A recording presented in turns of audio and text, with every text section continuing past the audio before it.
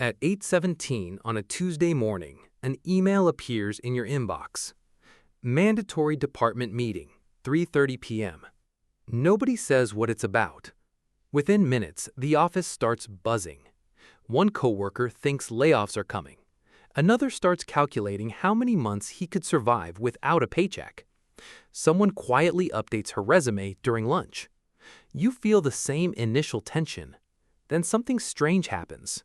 You open your banking app. Emergency savings, $38,400. Then your investment accounts, $936,700. You stare at the number, not because you suddenly became rich that morning, and not because losing your job wouldn't matter. It would. But for the first time in your working life, you realize something. Your next paycheck is important, but it is no longer in control of your life. That realization takes you back 17 years. Back to age 27. Back to a cramped apartment, an aging car, and a checking account that regularly dropped below $200 before payday. Back to the first automatic investment you ever made. It wasn't $1,000. It wasn't even $500. It was $55 every 2 weeks. At the time, it felt almost pointless. Years later, you would realize that $55 wasn't really buying investments. It was buying something much more valuable. The ability to eventually say, I have options. You're 27 years old. Your take-home pay is approximately $1,460 every 2 weeks. Rent, groceries, insurance, fuel, utilities, and an old sedan consume most of it. You aren't drowning, but there isn't much room for mistakes. One Saturday afternoon, you finally look at where your money has been going. The answer isn't one giant expense. It's dozens of small ones. Food delivery, subscriptions, convenience purchases, random shopping. Nothing individually looks dangerous. Together, they're keeping you stuck. So you make one change.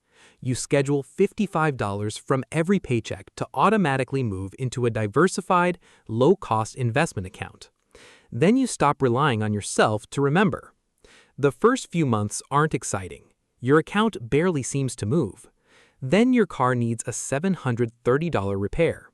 You realize immediately that investing without emergency savings has created another problem. So you adjust. You temporarily reduce investing and build a small cash buffer. Once you have $2,500 set aside, you restore the automatic investment. That's your first major lesson. Long-term investing works better when short-term emergencies don't force you to sell investments or borrow expensive money. You need both systems. Cash for problems that can happen soon, investments for goals that are years away. At 29 years old, you receive your first meaningful raise. Your salary increases by roughly $6,600 a year. Your first instinct is predictable. Better apartment, newer car, maybe finally replace some furniture. Instead, you create a rule.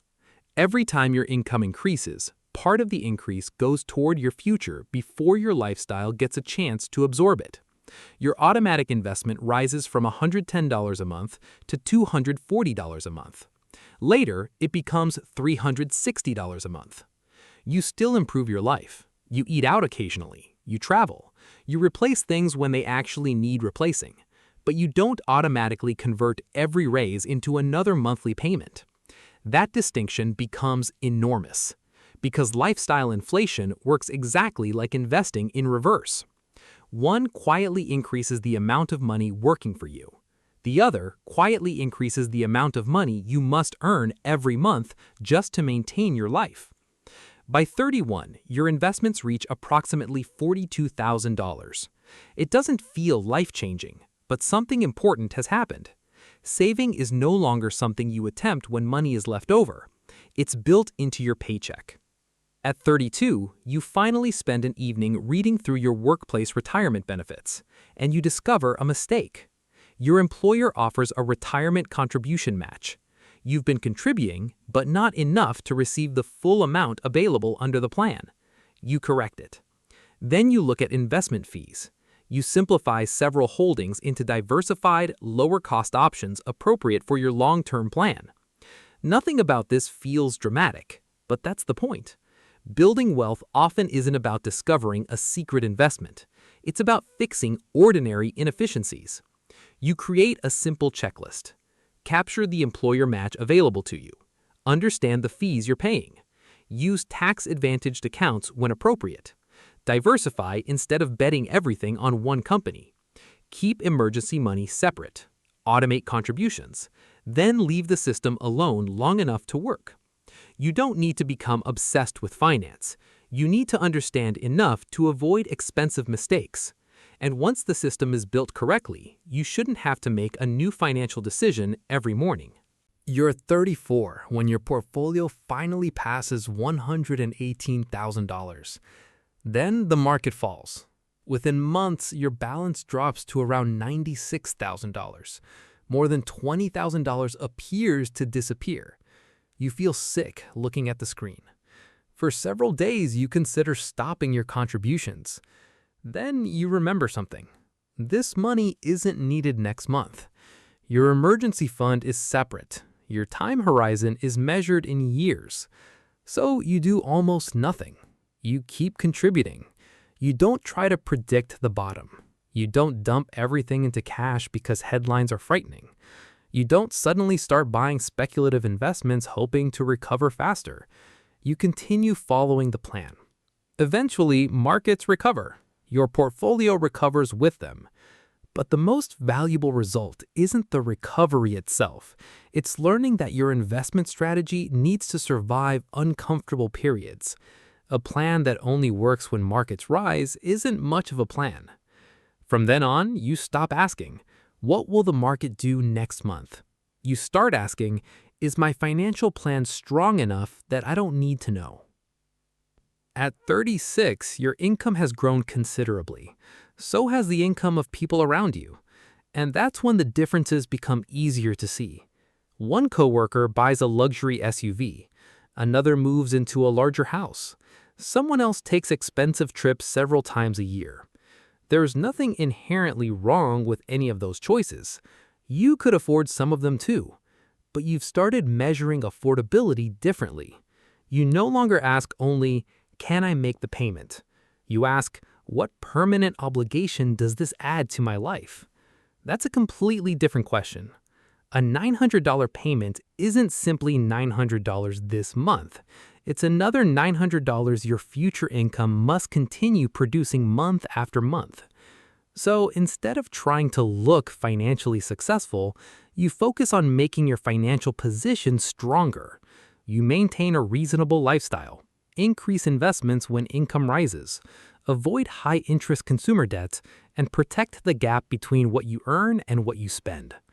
That gap doesn't look impressive from the parking lot, but it's where freedom starts growing. At 38, your portfolio reaches approximately $347,000. One evening, you review the previous 12 months. Your investments have grown significantly during a strong market period. For the first time, you realize that your money can produce meaningful gains without additional hours from you. But you also understand something important. Those gains aren't guaranteed every year. Some years will be negative, some will be flat, others may be unusually strong. So you don't increase your spending based on one good year. Instead, you keep contributing. That decision matters because the goal isn't to become dependent on market performance. It's to gradually build assets large enough that employment becomes less important to your survival. You start thinking about wealth differently. Your salary is what you receive for your time.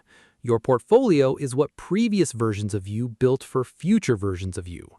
And every automatic contribution adds another small piece to that second income-producing engine. At 40, you're offered a promotion. It comes with approximately $18,000 more per year. 5 years earlier, you would have accepted immediately.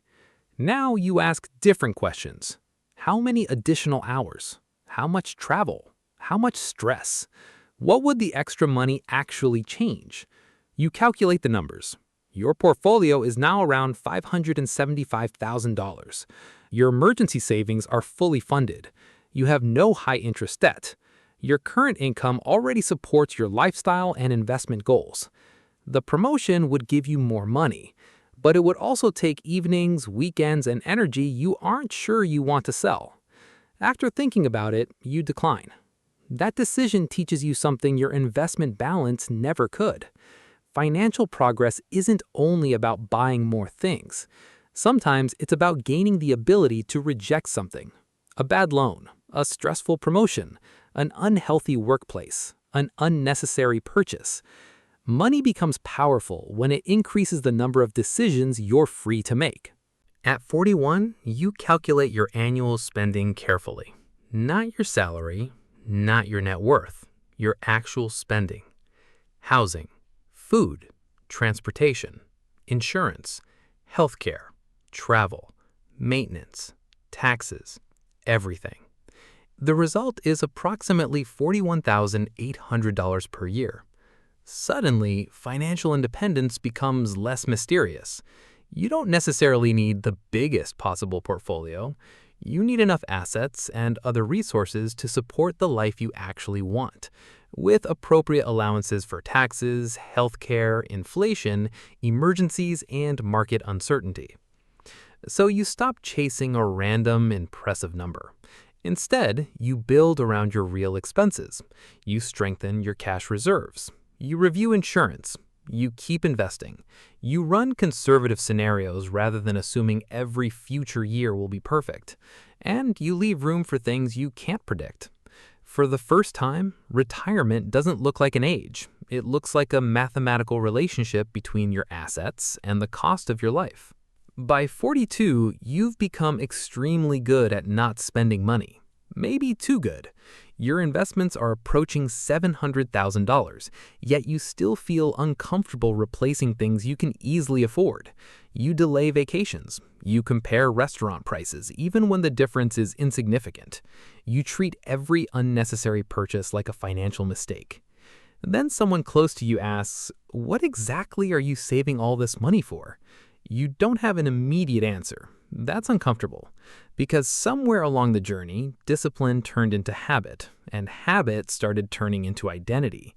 So you make another rule. Money must serve both your future and your present. You still avoid waste, but you intentionally create a budget for experiences, travel, generosity, and things that genuinely improve your life. That year, you take a trip you've postponed repeatedly. You pay cash. Your investment plan remains untouched, and you finally understand. Financial independence isn't winning a competition to spend the least amount of money possible. It's building enough security that money can support your priorities without controlling them. Now, return to that Tuesday morning, the mysterious department meeting, the nervous conversations, the updated resumes. At 3:30 p.m., management announces a major restructuring. Several positions will disappear over the coming months. Your role isn't immediately eliminated, but sitting there, something becomes completely clear. Your portfolio is approximately $936,700. Your annual spending remains controlled. Your emergency savings could cover many months of expenses without touching long-term investments. And you've spent years planning for healthcare, taxes, and uncertainty. You don't walk out dramatically. You don't announce that you're financially independent. You simply realize work has become a choice rather than an emergency. That doesn't mean your portfolio can never decline. It doesn't mean every future expense is predictable. And it doesn't mean you should make a major decision based on one account balance. But the relationship has changed.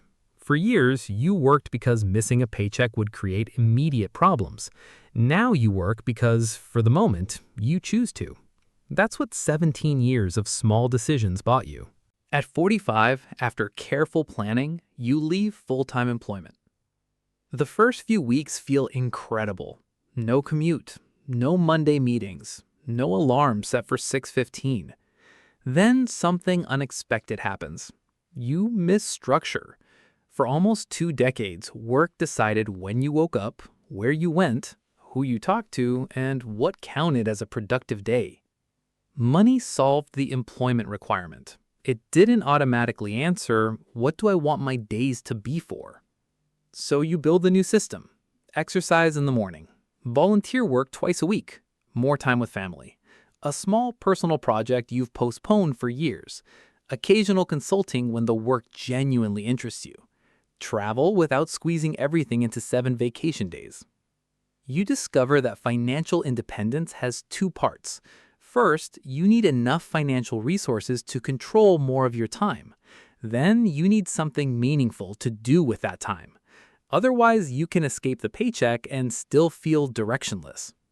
Looking back, it's tempting to believe the important moment was reaching $100,000 or $500,000, or the day your portfolio approached 7 figures. It wasn't. The most important decision happened at 27, $55 every 2 weeks. Small enough to feel almost meaningless, but it created a system. Then you improved that system whenever your circumstances improved. You built emergency savings, captured available employer benefits, used diversified, low-cost investments, increased contributions with raises, avoided expensive consumer debt, stayed invested through downturns, controlled lifestyle inflation, tracked your real cost of living, and eventually learned that spending money intentionally matters too. No single step made you financially independent. The power came from repeating reasonable decisions for years. So don't wait until you can invest an impressive amount. Start with an amount you can actually sustain. Automate it. Build cash reserves alongside it. Increase the amount as your income grows. Then give the process something almost nobody wants to give it: time. Because the first $55 may not change your life this month, but it can change the direction your life travels for the next 20 years. And eventually, you may open your inbox one ordinary Tuesday morning, see news that terrifies everyone around you, and realize something you spent years quietly building. Your paycheck matters, but your life no longer depends entirely on it. If you're starting today, comment with the amount you could realistically automate from your next paycheck. And subscribe for more practical stories about building wealth, freedom, and control over your time.